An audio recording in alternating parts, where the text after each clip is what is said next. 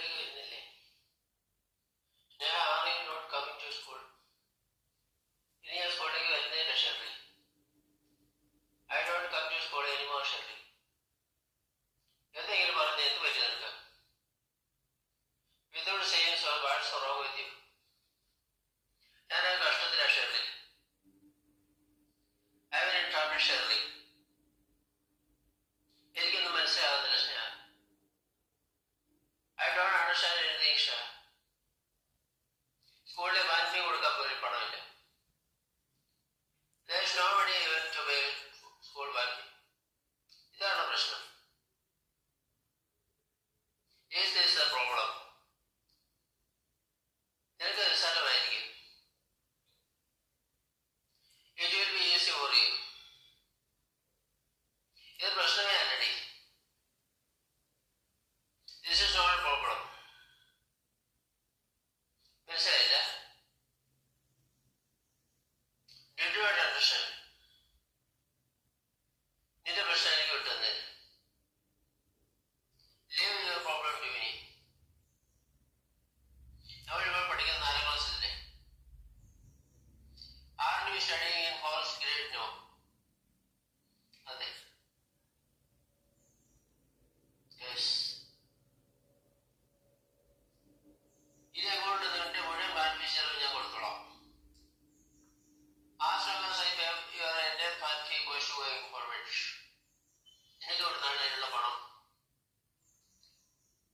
Where did you get the money for that? എന്റെ അച്ഛന്റെ പകൽ പണമുണ്ട്. My father has money. നിനക്ക് സന്തോഷമായ സ്നേഹ?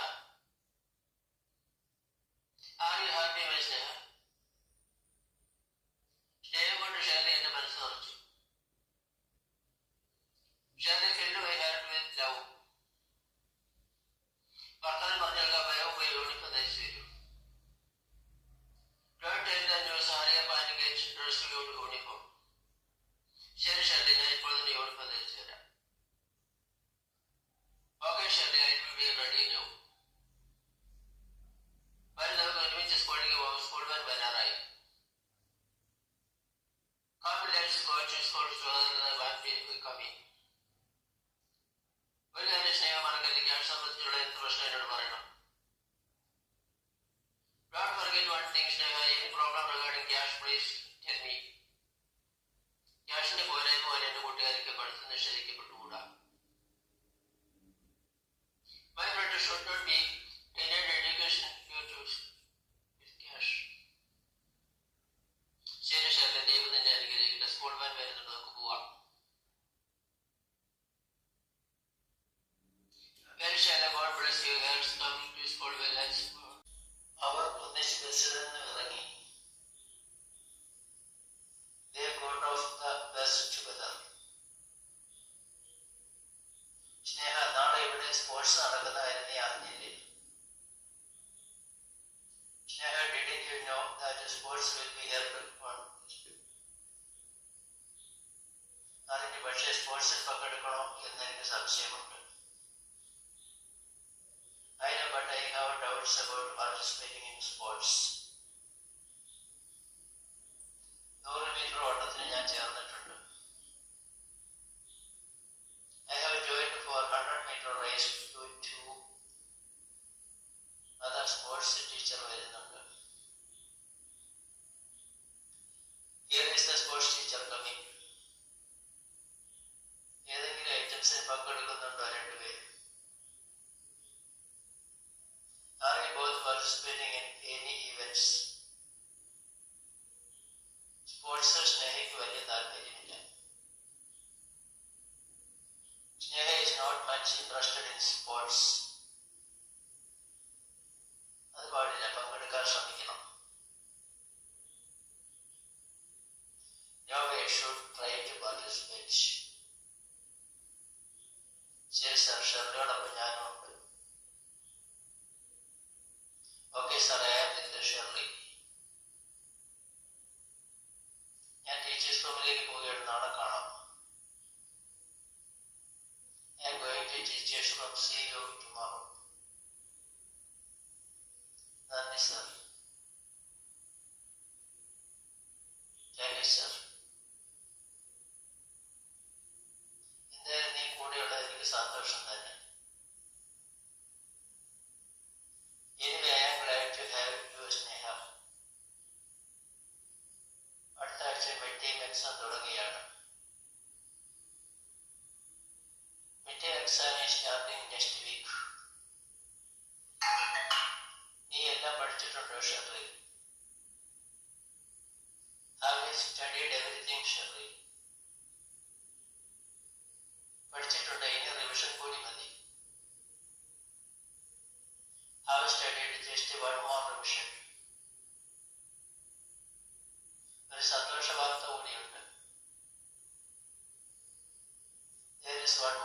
ഫോണിയാസ് ഞങ്ങൾ പറയും. അറിയാം, നമ്മൾ രണ്ടുപേരും സ്കോളർഷിപ്പ് പരീക്ഷയിൽ വിജയിച്ചിട്ടുണ്ട്. Both of us have passed their scholarship exam. നീ എങ്ങനെയാണ്? How did you know? ഓൺലൈനിലൂടെ റിസൾട്ട് അറിയാം. Found out the result online. ഈ സ്കൂളിൽ നമുക്ക് മാത്രമേ സ്കോളർഷിപ്പ് കിട്ടിയിട്ടുള്ളൂ. We are the only ones in this school who got the scholarship. വരെ നമുക്ക് ക്ലാസ്സൊക്കെ ആയിരിക്കും. ക്ലാസ് ടീച്ചർ എത്തിയിട്ടുണ്ട്. Come, let's sit in the class. The class teacher has arrived. നമ്മുടെ സ്പോക്കൺ ഇംഗ്ലീഷിൻ്റെ മൂന്നാമത്തെ പാഠഭാഗമാണിത്. വളരെയധികം ശ്രമകരമായിട്ടുള്ള ഒരു ജോലിയാണ്. അതുകൊണ്ട് നമ്മൾ തരുന്ന ഈ പാഠങ്ങൾ എല്ലാവരും വളരെ ഭംഗിയായിട്ട് തന്നെ ബുക്കിൽ എഴുതിയിട്ടാണെങ്കിലും അതുപോലെ തന്നെ ഫോളോ ചെയ്യുന്നത് വളരെ നന്നായിരിക്കുമെന്നാണ് എനിക്ക് പറയാനുള്ളത്. വളരെ സിമ്പിളായിട്ട് ആണ് ആദ്യം മുതൽ തുടങ്ങിയിട്ടുള്ള പാഠങ്ങൾ. രണ്ടാമത്തെ പാഠമാകുമ്പോൾ കുറച്ചുകൂടെ ടഫായിരിക്കും. മൂന്നാമത്തേതൊക്കെ ആകുമ്പം കുറച്ചുകൂടെ നമ്മൾ പഠിക്കുന്നതിൻ്റെ അനുസരിച്ച് കട്ടി കൂടിക്കൂടി വന്നിരിക്കും. പക്ഷെ എന്നാലും നമ്മൾ വിടുന്ന പ്രശ്നമില്ല.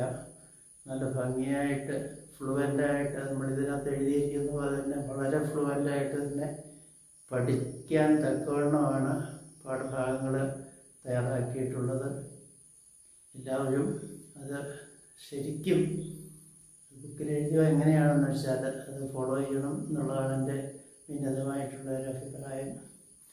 ഇത് ഒരുപാട് പ്രോത്സാഹനങ്ങളും നിങ്ങൾക്ക് തരാൻ എനിക്ക് സൗമനസ്യമുണ്ട്. അതുപോലെ തന്നെ നിങ്ങളുടെ എന്ത് അഭിപ്രായങ്ങളും നല്ലതായിട്ട് എഴുതുക. അല്ലാതുള്ളത് എങ്ങനെയാണെന്നുണ്ടെങ്കിലും കുഴപ്പമില്ല. പ്രോത്സാഹനം ഇങ്ങോട്ടും അങ്ങോട്ടും വേണ്ടതാണ്.